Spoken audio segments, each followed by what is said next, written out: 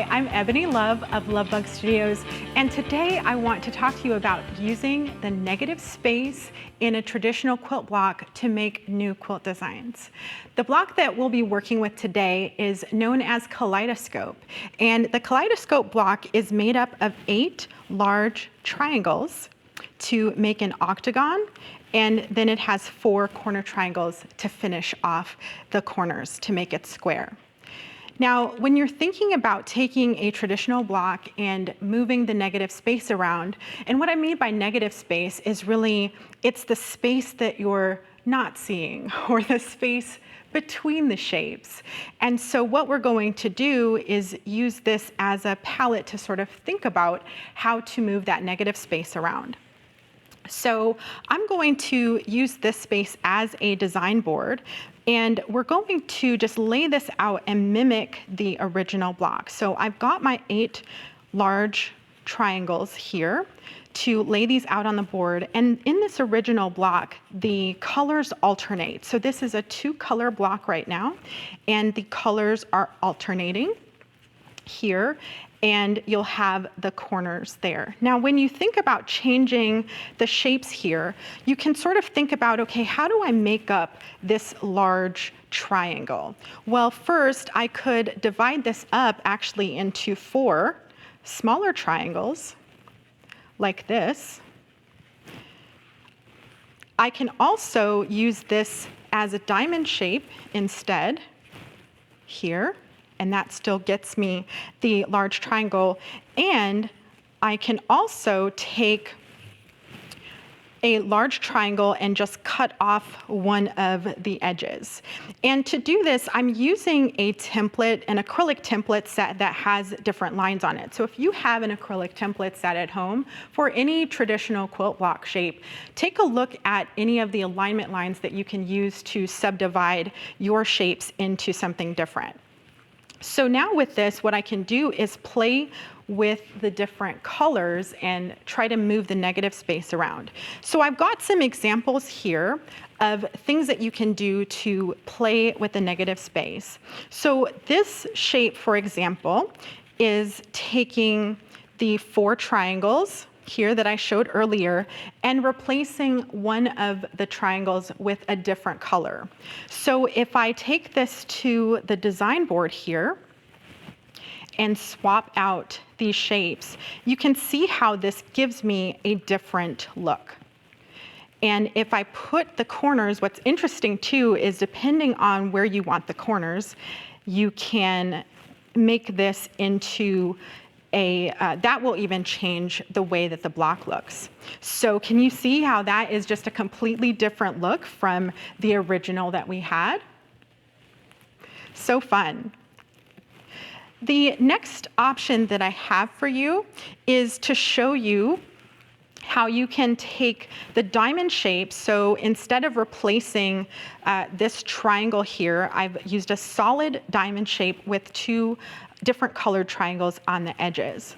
And so I can replace those shapes here as well. So if I swap these out, you can see that this gives me sort of a Lone Star kind of look here. And you can also mix these together. So I could pop these guys into this opposite side, and now we're really cooking. So that's a really fun variation. So moving into another design, so this is sort of replacing another section of the negative space. What I love about making little samples like this is you're coming up with different blocks that maybe you didn't even imagine or envision when you first started working on your quilt. So whenever I get an idea, I love making these little samples to play with and move the shapes around. So once you get to this point, I actually had played around with some of these shapes and came up with what I thought was a really cool variation on this design. So I'm going to just take these off quickly here. And what I did was I just expanded the color palette just a little bit here, and I decided to replace the corner unit on the right-hand side and alternate the colors. So I think this is a 4-color palette, I wanna say, 4 or 5 colors. I can't remember how many colors there were. But just by replacing the right-hand side triangle, I am pushing that negative space around like a wheel.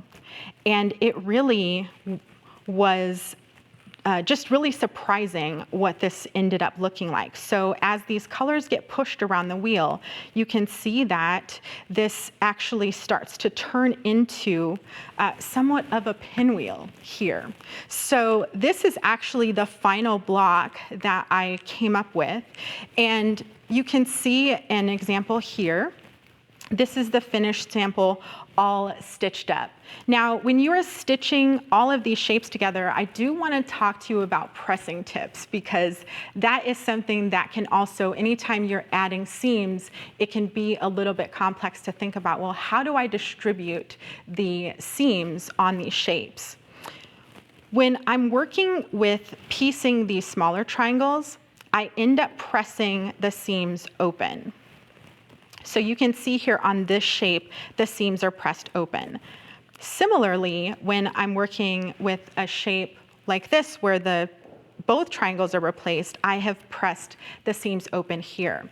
However, when I'm actually stitching the units all together, if you look at the back of the block here, I'm pressing as you join the triangles, I press the seams to the side.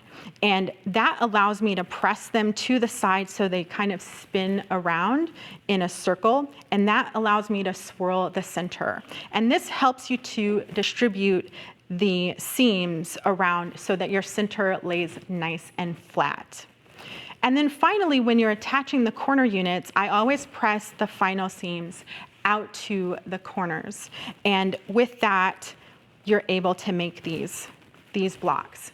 Now, I've used a dark green in this block to represent the negative space that I'm playing with, but you can also use different colors. So in this quilt, for example, I have used a white as the background, and then I've taken more colorful spaces or I've taken more colorful fabrics to use in these spaces, and I get something that looks like a palette or a color wheel. And also in this sample, I'm using more of that traditional look of the kaleidoscope, but instead of using the same block throughout the quilt, I have alternated it with all those different examples that I showed you.